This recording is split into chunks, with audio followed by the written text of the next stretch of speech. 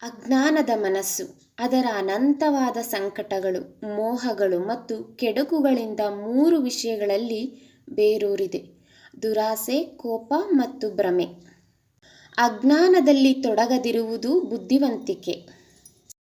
ಪದಗಳು ಭ್ರಮೆಗಳು.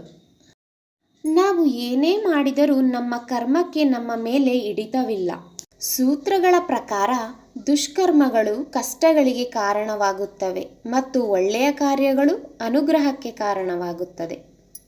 ದೇಹವನ್ನು ಹೊಂದುವುದು ಎಂದರೆ ಬಳಲುವುದು. ನಾವು ಅನುಭವಿಸುವ ಎಲ್ಲ ದುಃಖ ಮತ್ತು ಸಂತೋಷವು ಪರಿಸ್ಥಿತಿಗಳ ಮೇಲೆ ಅವಲಂಬಿತವಾಗಿದೆ. ಮನಸ್ಸು ಯಾವಾಗಲೂ ಇರುತ್ತದೆ, ನೀವು ಅದನ್ನು ನೋಡುವುದಿಲ್ಲ. ನಿಮ್ಮನ್ನು ನೀವು ಮೋಸ ಮಾಡಿಕೊಳ್ಳುವವರೆಗೆ ನಿಮ್ಮ ನಿಜವಾದ ಮನಸ್ಸನ್ನು ನೀವು ತಿಳಿದುಕೊಳ್ಳಲು ಸಾಧ್ಯವಿಲ್ಲ. ಪದಗಳಿಂದ ಮುಕ್ತಿ ಹೊಂದುವುದೇ ಮುಕ್ತಿ. ನಮ್ಮ ಸ್ವಭಾವವನ್ನು ನೋಡದ ಮತ್ತು ಅವರು ಯೋಚನಾರಹಿತತೆಯನ್ನು ಸರ್ವಕಾಲಿಕವಾಗಿ ಅಭ್ಯಾಸ ಮಾಡಬಹುದೆಂದು ಊಹಿಸುವ ಜನರು ಗುಲಾಮರು ಮತ್ತು ಮೂರ್ಖರು. ಎಲ್ಲಿಯವರೆಗೆ ನೀವು ನಿರ್ಜೀವ ರೂಪದಿಂದ ಆಕರ್ಷಿತರಾಗಿದ್ದೀರಿ, ನೀವು ಸ್ವತಂತ್ರರಾಗಿರುವುದಿಲ್ಲ. ಮನಸ್ಸು ನಿರ್ವಾಣವಾಗಿದೆ.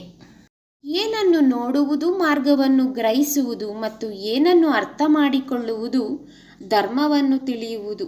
ಏಕೆಂದರೆ ನೋಡುವುದು ನೋಡುವುದಿಲ್ಲ ಅಥವಾ ನೋಡುವುದಿಲ್ಲ ಮತ್ತು ಅರ್ಥ ಮಾಡಿಕೊಳ್ಳುವುದು ಅರ್ಥ ಮಾಡಿಕೊಳ್ಳುವುದಿಲ್ಲ ಅಥವಾ ಅರ್ಥ ಮಾಡಿಕೊಳ್ಳುವುದಿಲ್ಲ.